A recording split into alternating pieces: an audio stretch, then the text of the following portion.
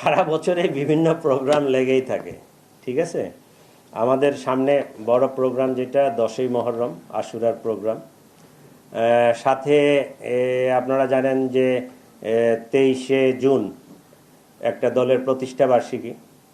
তো আমরা সর্বোচ্চ সতর্ক অবস্থায় আছি। আমাদের পুলিশি যে কার্যক্রম, যে নিরাপত্তামূলক ব্যবস্থা, নগরবাসীকে নিরাপত্তা দেওয়ার জন্য বিগত দিনে যে ধরনের ব্যবস্থা নেওয়া হয়েছে, সেই আলোকে আমরা নতুন করে পরিকল্পনা, নতুন করে নিরাপত্তা চেকপোস্ট এবং অপারেশন এটা আমাদের অব্যাহত আছে এবং এটা থাকবে। 5 আগস্টের পরে পুলিশের যে ভঙ্গুর অবস্থা ছিল, সেখান থেকে আমরা পুলিশটাকে অনেকটা স্ট্রিম লাইনে আনার চেষ্টা করেছি, করে যাচ্ছি, করতেছি।